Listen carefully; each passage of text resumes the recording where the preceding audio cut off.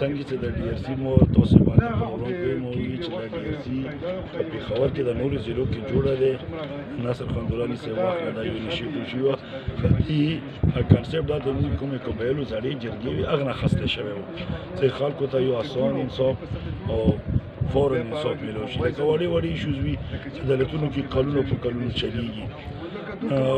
هغه د پوره بیا د پېښور کې اول ډي ار سي په هغه جوړه شو بیا د نورو ضلعو کې جوړ شي نه ولې خپل رزلټ دی ځنه داسې مسلې چې هغه عدالت کې ډېر ټایم خلي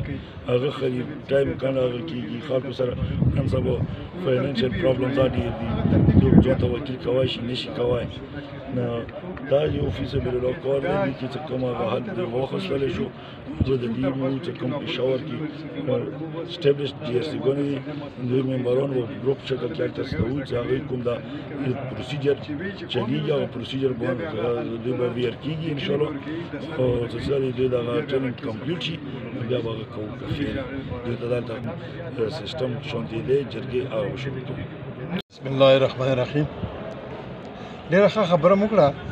دا خو د مونږ خواهش و د ډېر وخت نه چې د مونږ یو رواج دی یوه طریقه کار دی د هغې مطابق دی وي خو دا مونږ چې څنګه خبرو کې مو ویل چې دا د صوبې خاص دا د مونږ نه 200 کاله مخکې دی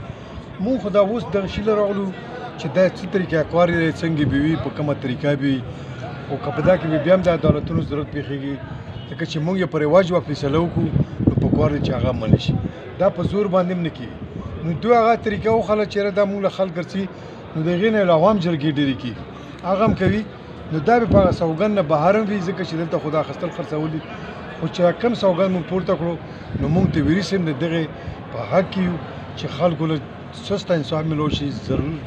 ضرورت ملو شي صحیح ورته ملو شي او په دا دولتونو باندې مونږ فیصلې ډېر مشکل دی ځکه چې وکیل سره خبره کول دا تعلیم غواړي د مونږ خلک نن پړی دي په دا باندې پوه نه دي دا ډېر وخت اخلي چې تعلیم ایجوکیشن کوي ډېر ټایم پکې لګي د دغې لپاره دا رواج ډېر صحیح دا ډي ار سي چې کوم چا ورته جوړ کړی صحیح جوړ کړی ځکه چې ما رواج له رواج ویل او صحیح خبره او موږ به انشاءالله کوشش دا کوو چې په دا رواج باندې خبرو زه مالک ظاهر شاه د کومک وکیل سره تعلق لرم خیبر کې د ډي ار سي وړاندې دا حل پوښتنه شو موږ ته ډېر په درنه نظر ځکه چې په قبایلي روایتو کې جرګه د ټول نه مقدم شوی و ټول فیصلې په جرګه باندې کېدې خو که دا جرګې د اختیارات دغه ډي ار سي له ورکړل شول و هغه څه وي چې موږ سره دا اختیارات وي چې خپله جرګه موږ په صحیح طریقه باندې وکړو په خلکو باندې بیا منلی شي نو دا ډي ار سي خو را پیدامنه ده او که بیا یو سړی سربیره وي او هغه وایي چې زه ته جرګه نه منم نو د موږ د ډي ار سي د جرګې نه اوچت شي نو موږ سره خو بیا دا اختیارات نشته چې هغه موږ په زور کې نه وایو چې دا جرګه کې که څه غلطي وي راته وښایي که نیمانې به یې تسلي به خپل حق ورکوي نو دغې لپاره موږ ګورنمنټ له درخواست کوو چې موږ له داسې یو طریقه جوړه کړی شي چې هغه سړی هغه د حق جرګه په صحیح طریقې سره ومنلی شي او هغه خلکو له خپل حق ورکړی شي